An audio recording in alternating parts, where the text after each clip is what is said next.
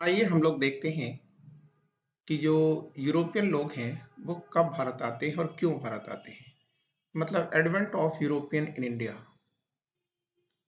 तो उनके आने का कारण क्या है, वो भारत में क्यों आए थे। तो भारत में उनके आने का कारण था धर्मयुद्ध से वे ऊब चुके थे और धर्मगुरुओं की जो भविष्यवाणियां थीं वे सभी झूठी सिद्ध हो चुकी थी। धर्म से उनका मोह भंग भी हो चुका था। क्यों धर्म से क्यों मोह भंग हो चुका? क्योंकि जितने भी धर्मगुरु थे, जैसे धर्मयुद्ध किसके बीच में लड़ा गया, तो आप कहोगे ईसाई और इस्लाम के बीच में लड़ा गया। तो इस्लाम के धर्मगुरु कहते थे कि तुम्हें युद्ध जीतना है और ईसाई के धर्मगुरु कहते थे कि तुम ही युद्ध जीत जाओगे, तुम्हें कोई हरा ही नहीं सकता, इस पृथ्वी पर तुम्हें हराने वाला कोई हुआ ही नहीं। अच्छी बात है, लेकिन अब क्या पड़ा हुआ कि ईसाई तो युद्ध हार गए। जब ईसाई युद्ध हार गए तो हताश थे, और जब आदमी हताश होता है तो नए रास्ते को तलाशता है, और उसी नए रास्ते की तलाश के कारण उनका पुनर्जागरण हो गया। अब वे तर्क एवं विज्ञान की ओर बढ़े, जिससे उनमें खोजी और आविष्कार की प्रवृत्ति का विकास हुआ। ठीक, इतना तो आप समझ गए। देखिए, बड़ी सीधी सी बात है बच्चों कि यूरोपियन का जब भारत में प्रवेश हुआ तो भारत में कोई आदमी अपने घर द्वार को छोड़ करके किसी दूसरे देश में अगर आ रहा है तो उसके आने का निश्चय ही कोई बेबसी तो होगी। तो देखिए, यूरोप में धर्मयुद्ध बहुत कॉमन सी बात थी। धर्म के नाम पर बड़ी बड़ी व्यापार किए जा रहे थे। यहाँ तक कि स्वर्ग में बुकिंग भी हो रही थी कि मरने के बाद आपको स्वर्ग ही मिलेगा। इसके लिए पहले से यहीं से वो टिकट काट करके और अपना कार्य कर रहे थे। फिलहाल, और जब युद्ध शुरू हुआ तो दोनों ही अपना अपना दावा कर रहे थे, लेकिन अच्छा ये हुआ कि इसमें ईसाई युद्ध हार गए। जब ईसाई युद्ध हार गए तो उनका जो विश्वास था वो धर्म से बिल्कुल ही हट गया। उन्होंने माना कि यार ये सब फालतू बातें हैं, और जब वो इसे फालतू मान बैठे तब वे इंसान को तलाशने के लिए आ गए। अब वो ईश्वर को नहीं तलाश रहे हैं, अपितु इंसान को तलाश रहे हैं, एक बेहतर इंसान को तलाश रहे हैं। और इसी सोच के कारण उनमें तर्क एवं विज्ञान की ओर बढ़ने की प्रवृत्ति आई थी। समझ गए होंगे आप, जिसका परिणाम हुआ कि उनमें खोजी और आविष्कार की प्रवृत्ति का विकास हुआ। तो यहाँ आपको ये भी तो समझ लेना होगा कि आखिर इस्लाम पीछे क्यों हो गया। शुरू में ही हमने आपको बता दिया कि देखिए, इस्लाम युद्ध जीता था, इसलिए उसके अंदर अहंकार था और वह इस्लाम को दुनिया में फैलाने की पूरी कोशिश करता रहा, जिसमें वह आज भी असफल है। ठीक है, और आज भी वो युद्धरत ही है। ठीक है, अब अगर हम अगली बात करें तो देखेंगे कि फलतः लिखा है आगे का टॉपिक हो गया कि कह रहा है कि फलतः यूरोपियन में मतलब यूरोपियन ने कुतुब नुमा, इसको अंग्रेजी में कंपास निडल कहते हैं। ठीक है, क्या बोलते हैं? कंपास निडल बोलते हैं। और एस्ट्राबोली नाम का एक यंत्र विकसित कर लिया इन्होंने। किसने? यूरोपियंस ने। अब देखिए, इन उपकरणों का जब ये लोग प्रयोग करने लगे तो उनको क्या फायदा हुआ? तो आप कहेंगे कि जब यूरोपीय लोग समुद्र में चलते हुए जब इन कुतुबनुमा का प्रयोग किए तो उनको दिशा का ज्ञान हो गया, क्योंकि भाई समुद्रों में दिशा का ज्ञान अगर नहीं होगा तो कैसे आप जाएंगे। फिर एस्ट्राबोली का विकास कर लेने से उनको अक्षांश और देशांतर का ज्ञान हो गया। ठीक है, फिर इसी समय देखिए एक और घटना हो रही है कि 1439 में जर्मनी का एक आविष्कारक है गुटनबर्ग ने प्रिंटिंग प्रेस का निर्माण कर लिया, जिससे ज्ञान को आम जनता के बीच में पहुंचाना सस्ता और आसान हो गया। ठीक है, क्यों?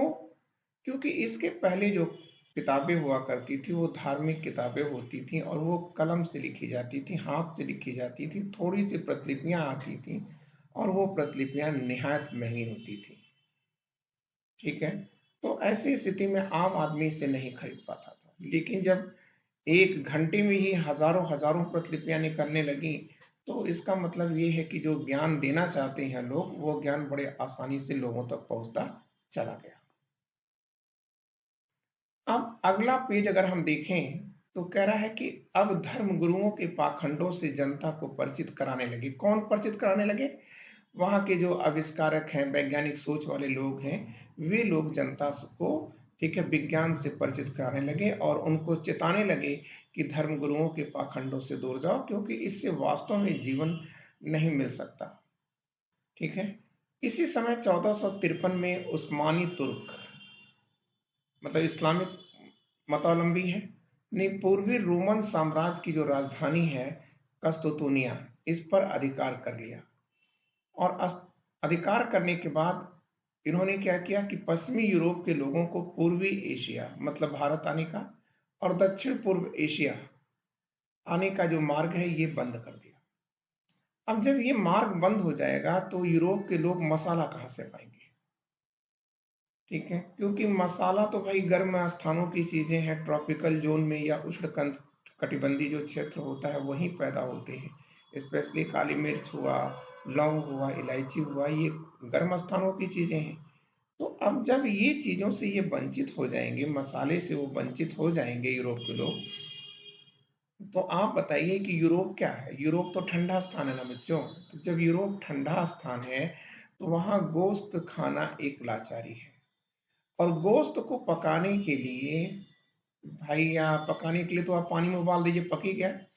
लेकिन सवाल यहाँ पर है कि उसको सुस्वादिष्ट बनाने के लिए गरम मसाला चाहिए। ठीक है।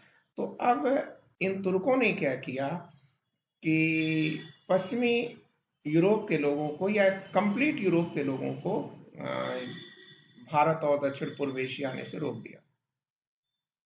तब यूरोप के लोगों के मन में आया कि क्यों ना हम एक नए रास्ते की तलाश करें।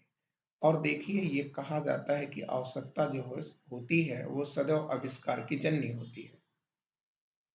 अब इसका परिणाम ये हुआ कि दो देश आगे आते हैं, एक स्पेन आता है, दूसरा पुर्तगाल आता है। तो स्पेन की रानी है इसाबेला और पुर्तगाल के राजा हैं हेनरी सेवेंथ। इन दोनों का महत्वपूर्ण योगदान था। ठीक है। और इन्होंने क्या किया कि नाविक तैयार करने के लिए स्कूल खोले थे, और इन्हीं स्कूलों से जो छात्र निकले, उन्हीं छात्रों ने दुनिया के नए नए मार्गों को तलाश लिया। अब कह रहा है कि इसी में से एक नाविक है, पुर्तगाली नाविक है, बार्टालोमियो। ठीक है, जिसका पूरा नाम है बार्टालोमियो डियास, ने अफ्रीका का जो दक्षिणतम बिंदु है, केप ऑफ गुड होप, इसको 1488 में खोज निकाला। 1492 में इटालियन नाविक क्रिस्टोफर कोलंबस ने क्या किया, भारत के स्थान, मतलब क्रिस्टोफर कोलंबस 1492 में इटालियन नाविक है क्रिस्टोफर कोलंबस, ये क्या कर रहा है कि भारत को खोजने के लिए निकला था, लेकिन इसने भारत के स्थान पर किसको खोज लिया? तो आप कहोगे कि सर, इसने मध्य अमेरिका और दक्षिण अमेरिका को खोज निकाला। तो यहां तक आपको कोई परेशानी नहीं हुई। अब ये चीज देखिए, यूरोपीय कंपनियों की स्थापना। देखिए, भारत में आने वाली जो यूरोपीय कंपनी है उसमें पुर्तगाली company, Dutch company, Britain company, France की कंपनी और स्वीडिश की कंपनी थी। अब भारत में आने वाली पहली कंपनी कौन है? तो आप कहोगे कि सर पुर्तगाली है। कब आए पुर्तगाली? 1498 में आए थे। आने वाले पहले है और जाने वाले भी अंतिम है। पुर्तगालियों ने भारत को 1961 में खाली किया था। तो आने वाली पहली कंपनी होगी पुर्तगाली, और भारत को छोड़ने वाली अंतिम कंपनी भी पुर्तगाली है। ठीक है। तो पुर्तगालियों ने अपनी पहली फैक्ट्री 1503 में कोचीन में स्थापित किया था। ठीक है। अब दूसरी जो कंपनी आई, ब्रिटिश कंपनी, जिसे हम लोग बाद में चल के ईस्ट इंडिया कंपनी कहेंगे, अभी हमको उसकी जरूरत नहीं है। ब्रिटिश कंपनी की स्थापना 31 दिसंबर 1600 ईस्वी को, ठीक है, लंदन में हुई थी। ठीक है, क्लियर।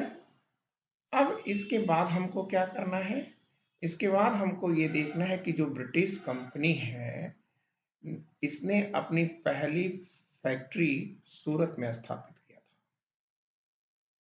ठीक है, जहांगीर की अनुमति लेकर, बादशाह जहांगीर की अनुमति लेकर के इन्होंने 1608 में सूरत में स्थापित किया था। वो अलग की बात है कि पुर्तगालियों ने जब इनका विरोध करना शुरू कर दिया तो जहांगीर ने इस अपने फरमान को वापस ले लिया था।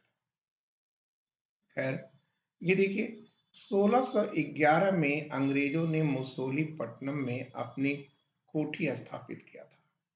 देखिए, अब ये अगर देखें आप, अगर मैप अभी हम कराएंगे, आपको मैपिंग कराएंगे, लेकिन अभी यहाँ जरूरत नहीं है। तो सूरत जो है पश्चिम तट पर आ गया और मुसोलीपट्टनम जो है ये पूर्वी तट पर आ गया। ठीक है, अब कह रहा है कि 1608 में, तो स्थापना के दृष्टिकोण से देख रहे हैं आप, 1498 में कौन बन रही है, पुर्तगाली, और 1600 में कौन बन रही है, अंग्रेजों की कंपनी बन रही है।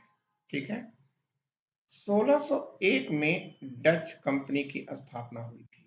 डच कंपनी की स्थापना हुई, डच मतलब हॉलैंड या नीदरलैंड। 1605 में इनकी पहली कोठी मुसोलीपट्टनम में स्थापित हुई थी, मतलब जहां पर अंग्रेज हैं उसी के जस्ट बगल में। 1616 में तीसरी कंपनी डेन कंपनी की स्थापना डेनमार्क में हुई थी। क्लियर। अब हम लोग देखेंगे अगली बातें कि 1620 में तमिलनाडु के नागपट्टनम जिले के ट्रांकेवोर में अपनी पहली कोठी की स्थापना किया। किसने किया, किसने कंपनी की स्थापना किया, तो आप ये देखिए डेन कंपनी ने किया है। ठीक है ना। अब पुनः आप आ जाइए। अच्छा, तो अब 1664 की बात करें हम लोग, तो 1664 में फ्रांस ने अपनी कंपनी की स्थापना किया। कहां पर, इन्होंने किया था पेरिस के वर्साई पैलेस पर किया था,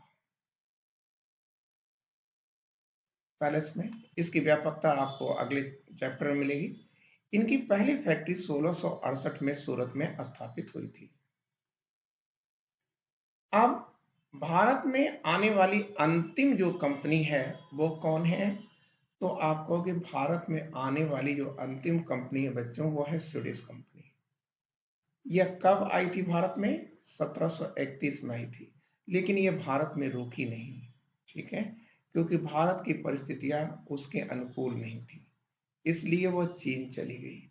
हम अब यहाँ आपसे कहना चाह रहे हैं कि आप यहाँ ध्यान रखें कि फैक्ट्री जो शब्द आप प्रयोग कर रहे हैं बार बार, यहाँ फैक्ट्री का मतलब कारखाना नहीं है, यहाँ उत्पादन ये नहीं करता है, अपितु यह भंडार गृह था जहाँ ये लोग देश के अंदर से सामान खरीद करके या माल खरीद कर लाते थे, यहाँ स्टोरेज कर लेते थे, फिर यहीं से वह यूरोप में ले जाकर के ऊंचे ऊंचे दामों में बेचते थे। इसका मतलब आपने देखा क्या कि स्थापना के दृष्टिकोण से कौन सी फैक्ट्री पहले हो रही है, स्थापना के दृष्टिकोण से तो ये पुर्तगाली कंपनी हो रही है। दूसरी कंपनी कौन हो रही है, अंग्रेज कंपनी की स्थापना हुई थी। कब हुई थी, ये तो 1498 में हुई, अंग्रेज कंपनी 1600 में हुई। उसके बाद डच आती है। ठीक है, 1602 में स्थापित होती है। इसके बाद फिर क्या हो रही है, डेन कंपनी हो रही है। ठीक है, तो इस प्रकार से आप इसे लिख लीजिएगा, पीछे हमने मैटर दिया हुआ है। ठीक है, तो फिर से मैं आपको रिवीजन कर दे रहा हूं या ऐसा करता हूं कि पूरा मैटर ही आपको बता देता हूं। देखिए, स्थापना के दृष्टिकोण से आप देख रहे हैं कि पुर्तगाली कंपनी आ रही है 1498 में। अंग्रेज कब आ रहे हैं, स्थापना कब हो रही है, 1600 में हो रही है। डच कंपनी की स्थापना 1602 में हो रही है। इसके बाद डेन कंपनी की स्थापना डेनमार्क में होती है। ये कब हो रही है? 1616 में होती है। इसको याद रखिएगा सभी। अब इसके बाद फ्रांसीसी कंपनी आती है। तो फ्रांसीसी कंपनी की स्थापना कब हो रही है? 1664 में हो रही है। ठीक है। कहाँ हो रही है? ये देखिए सूरत में है। ठीक है ना, ये सूरत में है। ये डेन कंपनी ये मोसोलीपट्टनम में है। ठीक है। डच कंपनी इसकी भी स्थापना नहीं, डेन कंपनी की मोसोलीपट्टनम में नहीं है। डेन कंपनी की स्थापना ये होती है नागपट्टनम में, तमिलनाडु के नागपट्टनम में। डच की मुसोलीपट्टनम में और अंग्रेजों की सूरत में। ठीक है, दूसरी कंपनी उनकी मुसोलीपट्टनम में। ठीक है ना, ये चीजें हो गया। अब आने के दृष्टिकोण से पूछा जाए कि आने के दृष्टिकोण से पहले कौन आ रहा है, तो भाई पुर्तगाली आएंगे। ठीक है, लेकिन आप याद रखिएगा कि पुर्तगाली के बाद अंग्रेज नहीं लगेगा निशान, डच लगेगा। क्योंकि डच 1602 में ही 1605 में ही ये क्या कर रहे हैं, मुसोलीपट्टनम में अपनी कोठी की स्थापना कर लेते हैं। ठीक है, उसके बाद तो क्रम ठीक है, डेनमार्क आएगा। चलिए, इसके बाद सब उतर जाएगा, मतलब जैसे एज इट इज हो जाएगा। ठीक है। अब हम लोग अगला जो टॉपिक देखेंगे वो है पुर्तगाल। ठीक है, तो पुर्तगाल का टॉपिक अगले उसमें देखते हैं, अगले वीडियोस में मैं आपको समझाता हूँ।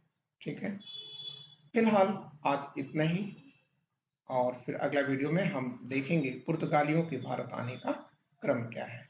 ठीक है, तो अगला टॉपिक भी हम यहाँ लिख देते हैं कि अगला टॉपिक हमारा क्या होगा। तो वो होगा पुर्तगालियों का भारत में प्रवेश